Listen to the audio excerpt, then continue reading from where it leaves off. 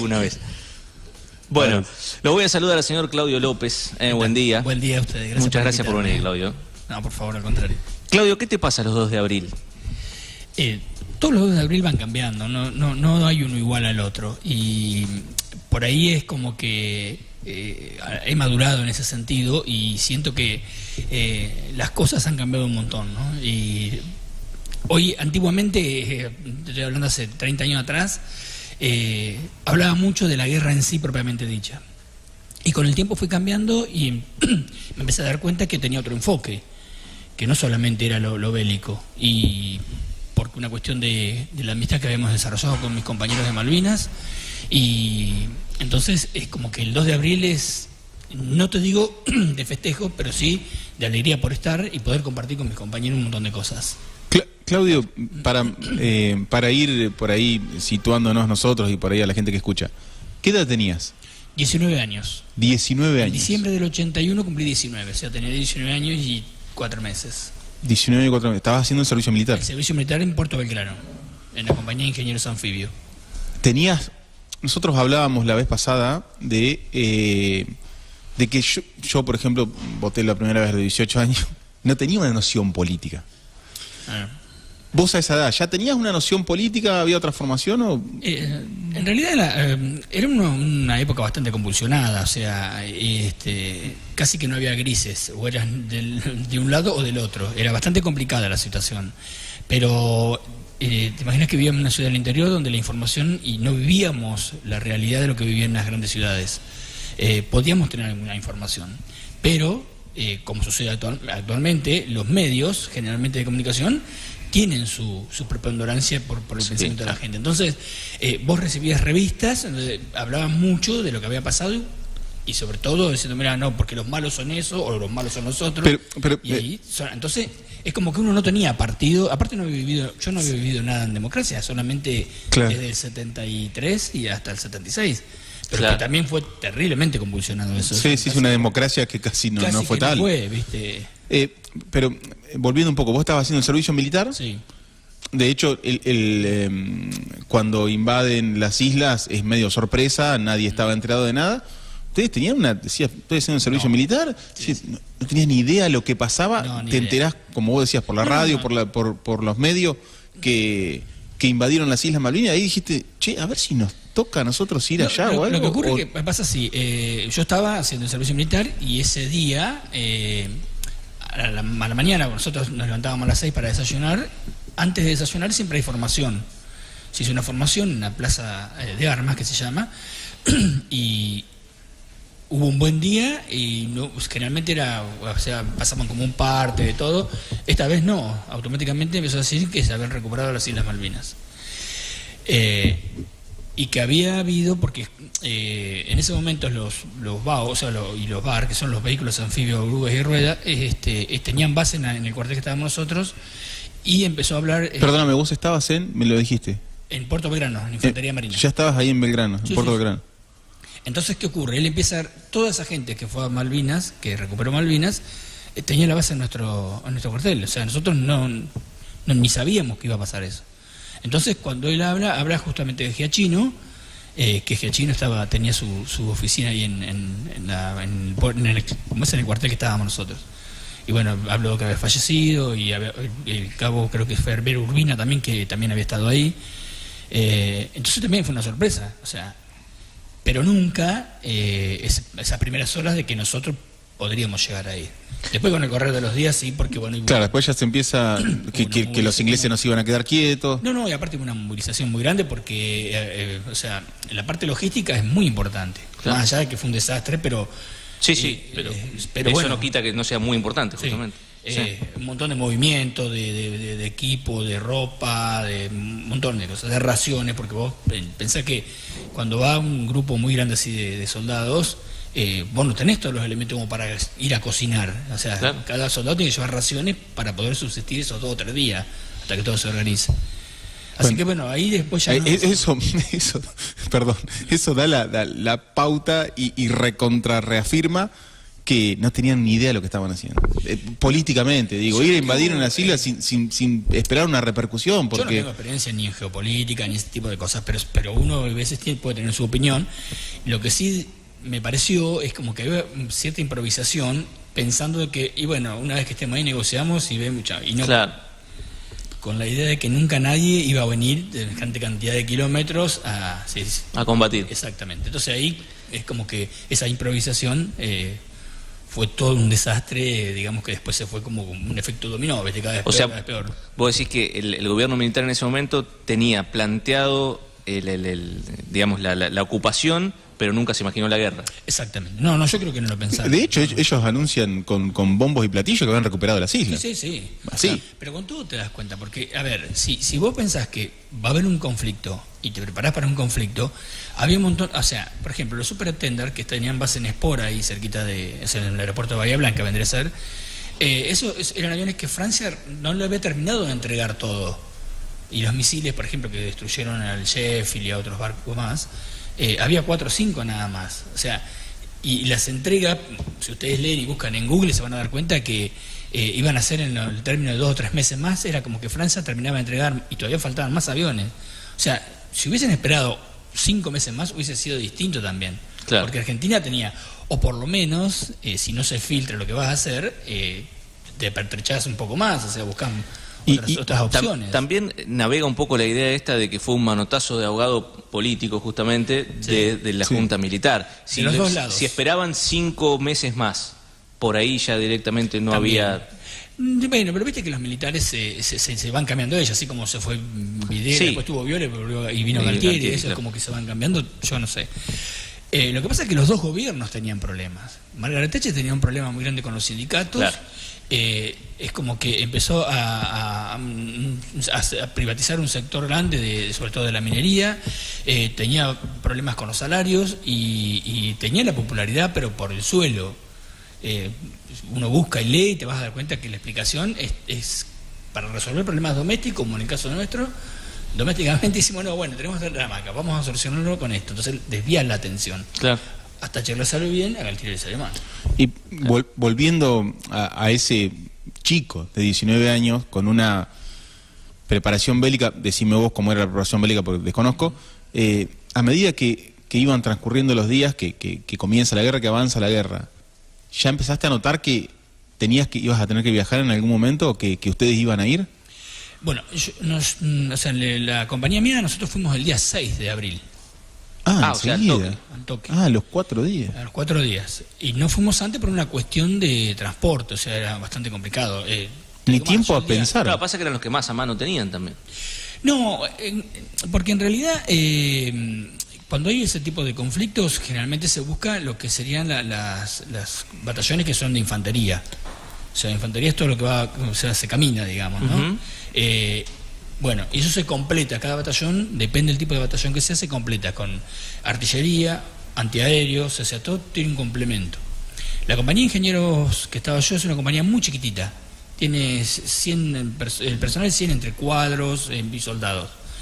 Entonces, es una compañía que se dedica exclusivamente a campos minados, explosivos, trampas para el desembarco.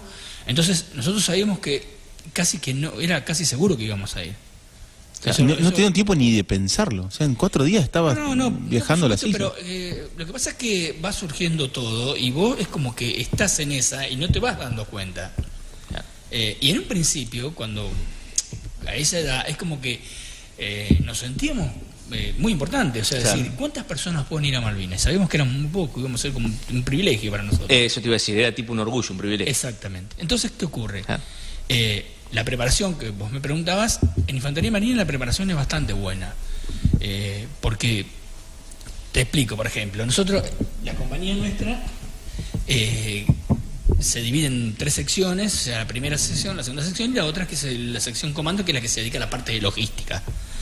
Bueno, pero las 2 secciones que son infantes y trabajan con explosivos, esos estaban todo el día haciendo cosas, pero yo te puedo asegurar que se levantaban a las 6 de la mañana, desayunaban, formación 7:30 otra vez, y a las 8 ya estaban en el terreno. Y iban y capaz que caminaban kilómetros y kilómetros, iban a hacer campos minados ahí mismo, porque Puerto Belgrano es muy grande, es inmenso. de una punta a la otra tiene como 20 kilómetros. Entonces ellos iban a hacer siempre al campo a hacer trabajo, y trabajaban con explosivos de verdad. Claro. Ellos sabían manejar un detonador, sabían manejar un pan de troctil, sabían manejar las minas, sabían cómo se ponía una espoleta, cómo se sacaba. ¿Y tenían campos minados tipo de práctica? O sea, primero, cuando haces instrucción se hacen con material ficticio. Después, con el correr de los meses, se empieza a trabajar con material explosivo. Y ellos, la verdad que yo siempre lo destaco, ellos trabajaban todo el día con eso. Lo que ocurre es que no teníamos preparación de combate, no había experiencia acá. Claro. Los ingleses, por más que vos me digas que no, pero ellos tenían conflictos con Irlanda, por ejemplo, pero bueno, claro, estaban en esa. O sea, una cosa es hacer tiro en el polígono y otra cosa es hacer tiro en un combate real. Claro.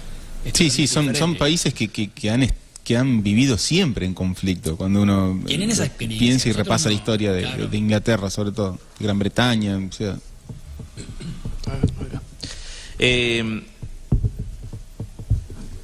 ¿Alcanzaste a avisarle a tu familia que ibas a Malvinas? ¿O cómo fue ese momento del 2 al 6? Yo no tuve comunicación con ellos porque, primero que las llamadas eran como antiguamente, claro, eran con cospeles. Había un teléfono público en el cuartel que usaba todo el mundo, y hay veces somos sinceros, cuando teníamos que terminar la plata justa, o sea, ¿qué hacías? Comprabas cigarrillos, claro. ¿Me entendés? Entonces, o ibas a la cantina, y entonces, digo, bueno, en algún momento voy a escribir. Pasaron los días, y el día 5, cuando estábamos todos alistados, esperando para que nos dijeran dónde vamos a ir, estábamos todos sentados ahí, y digo, bueno, voy a escribir una carta diciéndole qué es lo que pasaba. Por supuesto que yo no les puse que casi seguro que íbamos a Malvinas. Allá estaba leyendo la carta con este chico, y bueno, hablábamos de eso, ¿no? Como uno mentía un poco para cuidar, transmitir un poco de tranquilidad. Claro. Pero bueno, esa fue la primera comunicación que tuve con ellos por carta. Ellos no me podían escribir porque yo todavía no tenía dónde recibir cartas en Malvinas. Entonces, ¿qué ocurría? Porque, ¿qué pasa? Bueno, ahora también sucede así, pero el Correo Argentino tiene que designarte un código postal. Claro. Entonces todo es político también, a ver qué número le daban, ¿me entendés? También tenían que asociarlo al código postal de lo que era Tierra del Fuego. Claro. Había un montón de cosas. Entonces pasó capaz que una semana hasta que le asignaron un gozo, y al no haber domicilio, iba destinado, suponete, a la compañía de ingenieros anfibios, soldado clase 62, y el número de matrícula, todo, para que cuando vos, ellos tenían que mandarlo así, el sobre. ¿Y estuviste hasta el 14 de junio? Hasta el 22. Hasta el 22 de junio. El 22 de junio. O sea, ya rendidos. Sí, porque eso cuando finalizó, una semana que estuvimos de un lado para otro prisioneros, y bueno, se hizo largo hasta que, porque también en la parte de logística no había quien nos llevaran. Ellos no querían que descendieran aviones argentinos de transporte. Eso lo decían continuamente ahí en el grupo. Para no saltearnos tanto en el tiempo, ¿cuál fue la impresión que tuviste cuando bajaste en las islas? ¿O fuiste en barco o en avión? En avión. En avión. En avión. Cuando desembarcaron, se dice igual, sí, en las islas, ¿cuál fue la sensación que te invadió? ¿Fue esto del orgullo? ¿Vino por el lado también de decir, bueno, o sea, en algún momento también ya tenían noción de que estaban poniendo en juego la vida? No, eso todavía no, pero sí una sensación bastante rara. Rara en el sentido del lugar. El lugar es totalmente inhóspito. Es un lugar que cuando bajamos del avión, te puedo asegurar que el viento nos llevaba para cualquier lado. Claro.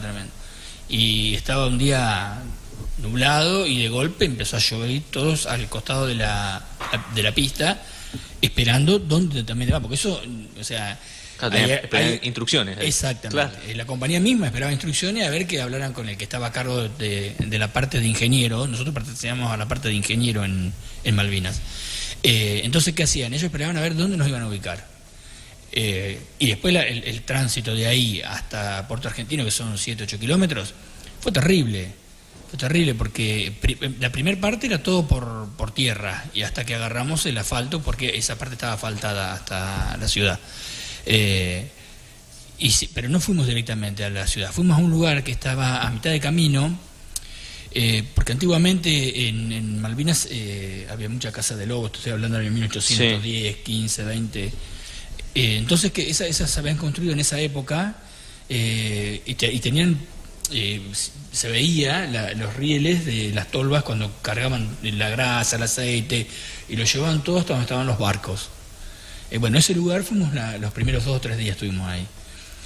Y yo la verdad que, o sea, yo había hecho campañas y todo con la compañía, pero de 2 o 3 días, pero ya en un momento dado que era, porque vos ponete, ubicate que no tenés dónde comer, no tenés baño, no tenés nada. Nada, claro. No había absolutamente nada. Se improvisaba para cocinar algo. ¿Para dormir también? No, para dormir ni hablar. Era un lugar totalmente frío, pero terrible era. Después de ahí salimos y fuimos hasta Puerto Argentino, pues ya nos dieron un lugar y nos ubicamos. ¿Qué presencia inglesa había en ese momento? La población era muy pequeña. O sea, pero no de militares, digo. No. Cuando yo llegué ya no había militares. Eran los que habían caído el 2 de abril, o sea que lo habían tomado prisionero, Argentina lo tomó prisionero y se los habían llevado. No había ningún militar ahí. Ajá. Ya no quedaba ninguno de ahí. ¿Y ingleses tampoco? No, soldados ingleses no quedaba ninguno. No quedaba ninguno. No, o sea, eso después del 2 de abril se los llevaron como prisioneros, no quedaron ahí esos. ¿Y que estabas en una de las 2 islas o iban de una isla a la otra? No, yo estaba en una sola isla, ¿no? Después, con el correr de los días, en la otra isla hay una isla un poco más pequeñita, en el norte, que se llama Isla de Borbón. En esa isla después fue una parte de la compañía, porque hay una pista de aterrizaje. Y era una pista de aterrizaje que bastante importante, era no de material, pero sí de tierra, y ahí operaban los Pucará en ese momento. Pero bueno, esos fueron los últimos que cuando terminó la guerra, ya el 14 se terminó, pero ellos creo que pasó 2 o 3 días más y estuvieron hasta el 25 de julio. Ellos no vinieron enseguida. 25 de julio estuvo. Me quedo con algo que me hizo un poco, cuando vos me decís que no había ya soldados británicos el 6 de abril. ¿Cuándo entonces vuelven a venir? Porque ¿cuándo se produce el resto de los combates? Claro, porque, a ver, se recupera Malvinas el 2. El 2 hay un pequeño combate donde fallece un Giachino y otro más. Sí. Caen prisioneros los ingleses. Y bueno, y ahí el batallón que tomó Malvinas, ese se volvió al continente. Y el que fue el 2. El que fue el día 2. Ese se volvió medio al toque. El personal que fue ese día se volvió todo. No quedó nadie de eso. Se quedaron unos días hasta que empezó a llegar el contingente de... ¿Y ustedes iban ya en plan de defensa de las islas? Claro, no, por supuesto, sí, claro. Sí, vamos a... Porque ellos el 2 fueron en plan de ataque y el 6 ya fueron en plan de defensa. Exacto. Cuando sucede eso el 2, en esos días los ingleses, los soldados ingleses que estaban ahí, fueron tomados prisioneros y se los llevaron, no quedó nadie ahí. O sea, después nosotros no vimos ningún inglés hasta que empezó el 14 de junio, ahí sí, el último día. Claro. Y... ¿cómo fueron esos días en las islas, justamente? ¿Cómo vivieron ustedes esos 2 meses y monedas ahí en las islas? Lo que ocurre es que estando así en la parte militar es como que nunca tenés casi descanso, porque siempre hay algo para hacer. Pero bueno, ayer, por ejemplo, yo contaba que te tocaba, o sea, te asignaban un horario de guardia. Suponete que te decían de las 12 hasta las 4 de la mañana. Porque en Malvinas, al haber poco personal, la de la guardia de la noche se hacía larga, 4 horas. Normalmente, estando en el continente, eran 2 horas nada más, pero allá se hacía más larga. Entonces decía, bueno, estás de las 12 a las 4. Y llegaban a las 4 de la mañana y, claro, no aparecía nadie. Vos estabas ahí haciendo guardia, pero capaz que se hacían las 5 o las 6 de la mañana y después venía el que te reemplazaba, porque no había gente. Claro. Entonces, bueno, a mí me tocó el 25 de mayo, por ejemplo, hacer guardia y se hicieron las 8 de la mañana. Y a las 8 de la mañana aparece el que me reemplaza y me fui. Cuando me voy me dice, tenés que ir al acto del 25 de mayo que se hacía en la Casa de Gobierno. Así que bueno, ese día, por ejemplo, no dormí absolutamente nada. ¿En la Casa de Gobierno de Malvinas? Sí. Hubo formación, habló Menéndez. ¿Se celebró un 25 de mayo ahí? Sí, se celebraba, sí. Es más, por ejemplo, el 29 de mayo, el Día del Ejército, se celebró también. Eso no. ¿Y ahí la guerra ya estaba avanzada? Sí, ya estaba avanzada. Sí. El 25 de mayo ya los ingleses habían desembarcado en San Carlos y ya habían llegado a Box Green y estaban en camino a Darwin. Darwin cayó ahí nomás 2 o 3 días más después del 25 de mayo. Claro. Todo fue muy rápido. ¿Y cómo era la convivencia con los kelpers?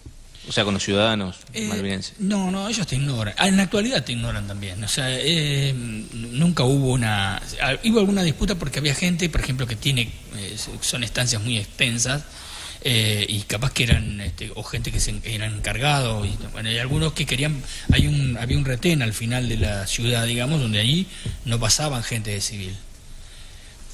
Pero bueno, es como todo, ¿viste? Los militares, yo no sé, alguna regla habrán hecho, que siempre había uno o dos que pasaban porque decía que tenían que llevar unos perros, que los tenían que no sé qué, bueno, siempre había alguno que pasaba, ¿viste?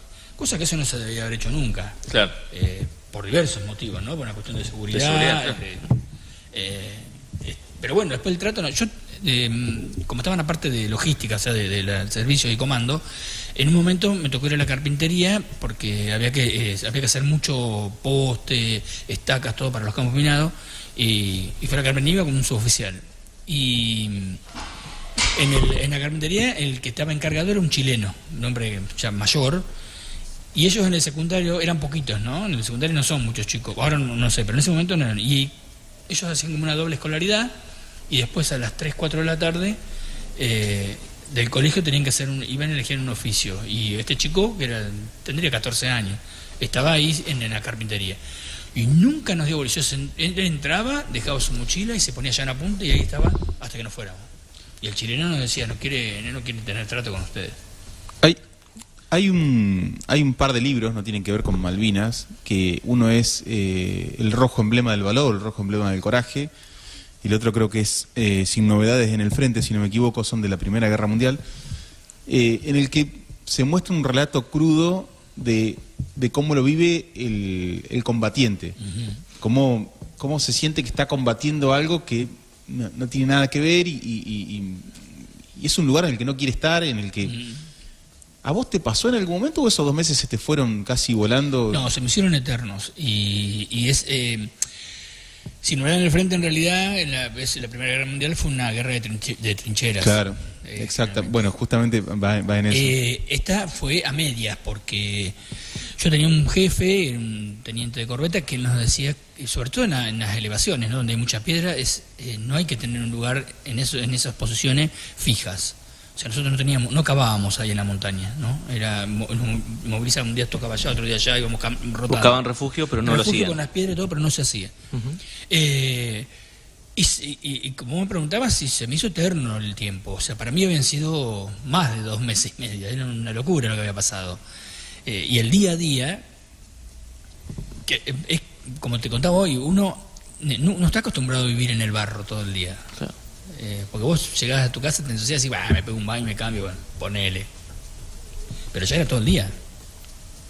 Y no es que vos decías, voy y me baño. Yo me bañé una sola vez. No, 2 veces me bañé.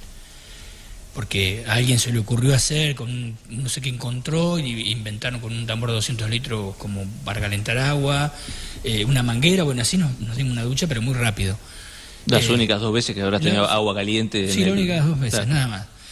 Pero bueno, y volviendo a lo anterior, tampoco nos cambiamos. O sea, yo no es que me cambia la ropa porque estaba mojada, no. Malvinas empieza a llover, a la mañana te levantás, está lloviendo, de golpe está así celeste. Y a los 10 minutos llueve o empieza a nevar. Es tremendo, y un viento imparable. ¿Te acostumbras al frío? Te acostumbras, sí, no. A nosotros nos decían, por ejemplo, hay veces cuando íbamos porque hay una estación meteorológica por la cuestión de los aviones y eso, entonces ellos decían que a la noche en la parte del aeropuerto sabía hacer unos 20 grados bajo cero. Hay veces con el viento es como que se siente un poco más. Pero no, o sea, sí me... ¿Y ahí dónde dormían ustedes? Hasta el 2 de junio yo dormí en las afueras de Puerto Argentino en una posición que habíamos armado nosotros. Estaba cubierto, un lugar cubierto, más o menos. Cubierto, sí, que se pone tierra, se hace con tepes del terreno para que quede todo igual, y dormíamos en ese lugar. Después ya cuando me tocó ir el 2 de junio a Monte Tombleton hasta el 14, ahí también éramos muy pocos, entonces las guardias eran muy continuas, o sea, casi que no dormíamos, y el poco momento para dormir había una carpa, o si no, hay veces al aire libre, depende. No siempre era igual. Qué bárbaro, la verdad que impensado, bajo cero, durmiendo al aire libre. Sí, no. Pero bueno, usábamos mucho el poncho de agua. El poncho de agua, viste, es un militar, se mete así por la cabeza, es toda una tela amplia, sí. Y eso te cubre porque no te mojás tanto. Eso es muy importante. Lo que pasa es que es incómodo, entonces no lo podés usar mucho porque no podés andar con el fusil, es claro. Complicado. Claudio, ¿tuviste necesidad de combate directo con con algún inglés, con algún adversario? O sea, a ver, no te quiero preguntar directamente, mataste a alguien, pero sí, tuviste esa... el día, nosotros el día 10 de junio es como que se cortó, porque ¿qué pasó? Ellos habían tomado 2 hermanas ya, y 2 hermanas estaban cerquita estaba el Monte Tumbledown. Entonces, ¿qué ocurre? Quedamos como primera línea. Entonces, el día 10 ya no se podía ir a buscar comida porque no hacían. Entonces, por ahí bajamos ese día 10 a buscar raciones. Trajimos un montón de raciones. El grupo que estaba ahí en la parte digamos, la parte sur sería de Monte Tumbledown, éramos 30 y pico nada más de la compañía, muy poquito éramos. Y entonces, ¿qué ocurre? Ya sabíamos que en cualquier momento se iba a producir el ataque. O sea, estábamos esperando eso. ¿Y que los ingleses estaban ganando la guerra? No, eso hace mucho antes. Nosotros ayer también hablando de lo mismo, hablábamos de que vos ves fotos, por ejemplo, que están todos los soldados sentados leyendo las revistas y todo, que si vamos ganando, los diarios, sí. Y nosotros sabíamos del momento que en la infantería marina eso te lo enseñan también. Cuando vos desembarcás de 7 cabeceras de playa, ya no te sacan más, porque bajaste material, bajaste un montón de cosas, lo único que te queda es avanzar.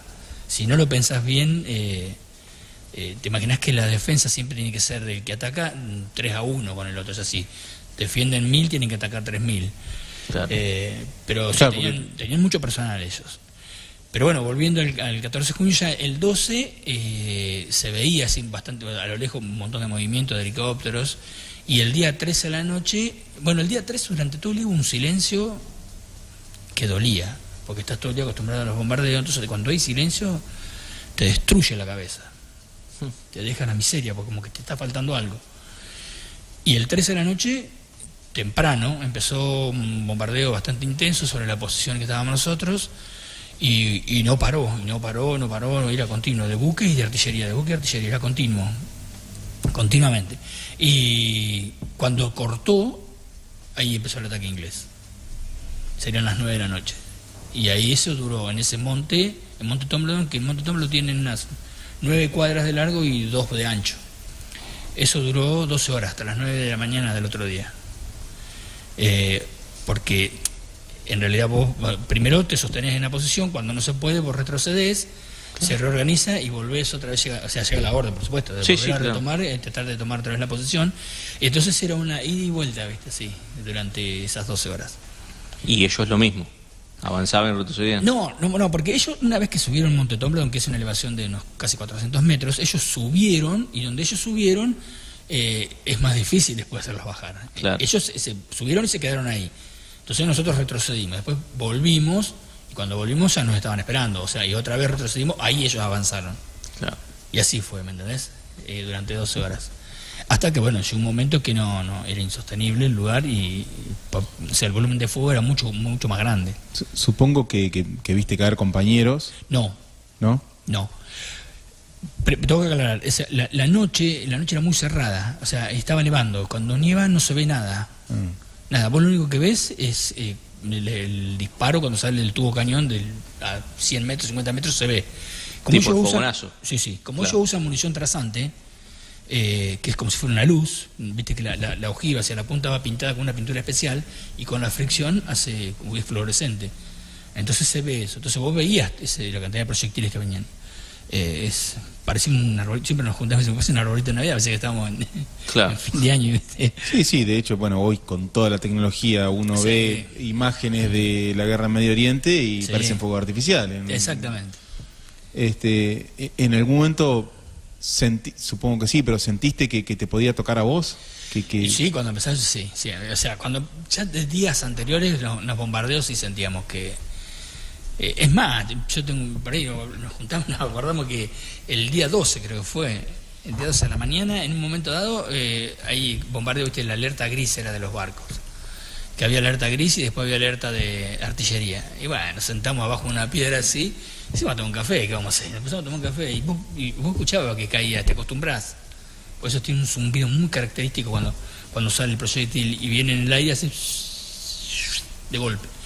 Y vos te acostumbras a hacerlo. Y en un momento dado, nosotros decíamos, no, ese pasa. Y se caía. Y de golpe empezamos a escuchar, no, guarda que se empiezan a caer. Y sí, empezaron a caer, ¿viste? Cada vez más cerca. Sentado, tomé un café, lo más piola, pero bueno.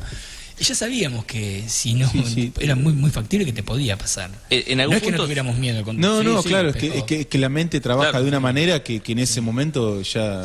Sí, se naturaliza, supongo. Sí, yo creo que sí. Claro. Sí, yo creo que sí. Pero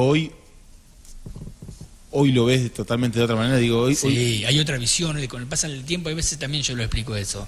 En el momento pasa todo muy rápido esa situación, ¿no? Y no te das cuenta que has tenido miedo, pero en realidad en el momento es difícil de describir eso. Sí, por ahí la adrenalina lo supera. Yo creo que sí, ¿me entendés? Pero después que terminó a las 9 de la mañana y veníamos caminando, ahí empezamos, ese miedo, digamos, posterior a lo que había pasado, era porque habíamos tenido mucho miedo ahí. Claro. Porque empezás a pensar, no, que ya está, ya pasó lo peor, espero que... Porque ¿qué pasa? Cuando veníamos descendiendo seguían los bombardeos. Ya estábamos lejos del Monte Tombledon y vos veías que seguían bombardeando. Entonces, no, que no me toque acá, ya terminó. Esos pensamientos recurrentes de que no te pase nada sucedieron hasta que llegamos a Bahía Blanca. Continuamente, que cuando veníamos en el barco, que no vas a hacer que se hunda justo el barco ahora. Cuando veníamos en el avión, no vas a hacer que se caiga el avión. Claro. Cosas así. Porque siempre es peor lo que había pasado. Qué loco que habiendo estado tanto tiempo tan en riesgo directo con la vida, claro, empezás a tomar noción cuando menos riesgo estás teniendo. Exactamente. Hablabas hace un rato de que uno se acostumbra al zumbido, a los ruidos, de que un día de silencio fue realmente abrumador. ¿Qué te pasó cuando volviste al continente? Cuando, incluso más tiempo todavía, cuando retomaste la vida normal, ¿los silencios te seguían resultando abrumadores o ya no? Cambiaron muchas cosas. Hay cosas que las traes incorporadas, por ejemplo, porque vos en Malvinas estás muy atento, aunque no te des cuenta, siempre estás así atento a lo que puede llegar a pasar. Y me pasó.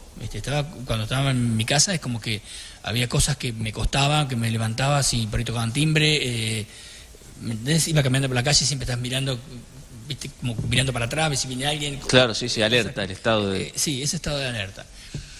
Y me pasaban, o sea, cuando yo llegué, noté un cambio en la piel. Entonces, un día me despierto, yo no me había dado cuenta. Empecé a mirar, tenía la mano, pero no digo negra, pero casi negra, ¿viste? Un marrón oscuro y seca. Entonces voy al médico, ¿viste? Y me dice, no, Claudio, dice, esto es del frío, dice.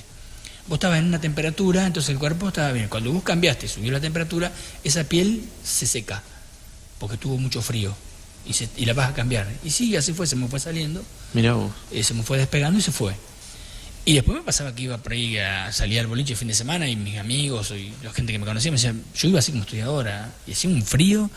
Entonces todo el mundo preocupado, nadie me decía nada a mí. Por ahí le preguntaban a mi vieja, a mis hermanos, le decían, che, pero Claudio, ¿qué le pasa? Que me hacía un frío. No sentía frío, pero me duró 2 meses. Claro. Ya después tenía frío como todo el mundo, claro. O sea, me aclimaté, cambió. Adaptándose el cuerpo. Siempre se habla mucho de las consecuencias en la salud mental para con los excombatientes. ¿Vos lo pudiste sobrellevar de otra manera? ¿Por qué creés que lo pudiste sobrellevar de otra manera? ¿O tuviste en algún momento alguna contención psicológica? En esa época no se estilaba, supongo. No, eso fue durante muchos años. Arreglate como puedas. Claro. No, no había nada de eso. Sí, ese es un tema que se trató después de muchos años. Y lo que hay que entender es que uno va a la guerra, pero no vuelve nunca de la guerra, o no vuelve como era. Vuelve totalmente distinto. Y eso es el estrés postraumático, que eso no cambia nunca, eso es para toda la vida. Hay algunos que lo sufren de una manera y otros de otra. Cuando yo hice una junta médica hace unos años atrás, bueno, yo nunca vi a un psicólogo, nada, y entonces el psiquiatra que me atiende me dice, no, Claudio, dice, lo que pasa es que vos no, pero vos tenés estrés postraumático. Entonces es como que a mí me cayó un poco la ficha, porque digo, viste, cuando vos te parece que no, a mí no me toca. Sí, claro. Y entonces él me explicó por qué. ¿No? Que las cosas, aunque vos lo estés transitando de otra manera, hay gente que no, entonces no significa que no lo tengas. Dice, eso va a ser toda la vida. Y ya entonces él me alertó de algunas cosas que sí, es verdad. Yo soy un tipo relativamente tranquilo, pero ahí las injusticias sí me ponen mal. Ahí es donde reacciono. Y entonces, porque él... Durante la entrevista yo iba hablando y contando, si él me pedía, ¿viste cómo son los psicólogos, te van indagando y vos sin querer vas diciendo sí, cosas, claro. ¿no? Y ahí fue donde él me dijo eso, dice, vos sí tenés, dice, lo que pasa es que hay gente que lo puede manejar y hay gente que no. Pero bueno, me alerta, por ejemplo, los días de tormenta, lluvia como el otro día, los truenos, no es que me ponga mal, pero sí estoy como en alerta. O sea, no pasa así nomás. Mencionaste la palabra injusticia. ¿La guerra de Malvinas fue una injusticia? La guerra de Malvinas fue una injusticia en todo sentido. Yo creo que no había necesidad de ese tipo de cosas, ¿no? Pero siempre ocurre que las guerras suceden porque hay dos personas poderosas que quieren ver quién tiene más poder que el otro. Correcto. Que no le incumben nada a la sociedad en sí, o sea, yo creo que si vos en ese momento le preguntabas a la gente antes del conflicto, le decías, ¿ustedes quieren tener una guerra para recuperar Malvinas? El 98% decía que no. Claro. Y por eso fue una injusticia, porque también, como te decía hoy de la guerra, que el que va después está en la guerra toda la vida, también es cierto de que, ¿por qué es cruel la guerra? Porque detrás de eso hay familiares, hay padres, hermanos, tíos, amigos, y toda esa gente sufre un montón. Sí. Yo lo viví con mis viejos, lo viví con mis hermanos, con mis vecinos, por ejemplo. Cuando yo llegué me contaban todo y yo decía, no lo puedo creer, y la gente sufrió. Verte horrores. De nuevo. Sí. Porque la palabra guerra tiene un significado de decir que es muerte. Entonces, que el hecho de estar en una guerra significaba de que... Por decisiones que no son tuyas. Claro, y había un poco de posibilidades que volvieras en una guerra. Entonces, por eso es que había tanta preocupación. Y la última, no sé si ya estamos... Sí. Pero ¿cómo viviste el juicio a la Junta Militar? Yo creo... Bueno, ahí estamos entrando en otra etapa un poco más política del asunto, sí. ¿No? Yo creo que sí, que era muy necesario, pero la Junta Militar, el juicio es más por lo que pasó desde el 76 en adelante. Pero bueno, esas personas también fueron responsables de... Después hubo un juicio sobre eso, a Galtieri, a Naya y Lamidoso, que era el de Aeronáutica. También hubo un juicio de eso, en ese sentido. Pero como todo, cuando interviene en la política, vos fíjate que pasaron los años y recibieron indultos de todos lados, entonces es como que decís... También es una injusticia, o sea, sí. Está todo asociado, ¿cómo puede ser? No, me hubiese gustado que condenaran a esa gente, que estuviera como corresponde presa durante el tiempo que le daban la condena. Ahora sí, perdón, la última, pero se me ocurrió una más. ¿Crees que las Malvinas son recuperables por vía diplomática o lo ves a eso medio como algo utópico? Yo creo que sí. Siempre hay que aprovechar los momentos también, ¿no? Porque... Hoy, si vos lees todo lo que está pasando en Irán, vos te das cuenta que, bueno, tenés un loco como Trump, por ejemplo, que no lo ayudan y ahora va en contra de Inglaterra. Dice, no me ayuda nadie, qué sé yo me voy a ir de la OTAN. Bueno, eso es un lindo momento para aprovechar, ¿no? Claro. Porque, a ver, la persona, o sea, hay veces el negociar y no ceder, no ganas nunca. El que más gana, el mejor negociador, es el que sabe ceder. Claro. ¿Me entendés? O sea, nos quejamos por ahí de las bases que ponen en el sur, qué sé yo. Yo no sé hasta qué punto tampoco, a ver, si mañana viene y me dice, mirá, Estados Unidos presionó y nosotros le tenemos que dejar la base, que es una base enorme que hay en Malvinas ahora de los ingleses, para que ellos también operen ahí. Y sí, bienvenido sea, qué sé yo, no sé. A ver, no nos podemos poner tan difícil. O sea, tampoco no es que me guste, pero bueno. Sí, pero esto de ceder, claro, sí, te entiendo perfectamente. Así, si vos la querés mañana para vos y sin nada, olvídate, siempre algo vas a tener que ceder. Claudio, bueno, nos has cedido un montón de tiempo y da para charlar una hora más. No, es tremendo. Digo, habría que preguntarse también si estamos en condiciones, ¿no?, de tener más territorio que afrontar. Bueno, sí, claro, hay que bancarla. Cuando surgió lo del mapa bicontinental, ahora tenemos más mar que tierra y ahí también es un problema porque tenés que cuidarlo eso. Claro. Hay que cuidarlo, política, económicamente. Totalmente. O sea, no es simplemente, bueno, tenemos un pedazo de tierra más. Bueno, agrandamos el terreno de casa, ahora tenemos el patio en el fondo. Sí, pero tenés que cortar el pasto. Sí, no. Claro. Todo tiene su costo también. Bueno, vamos a cerrar con las 10 preguntas de rigor.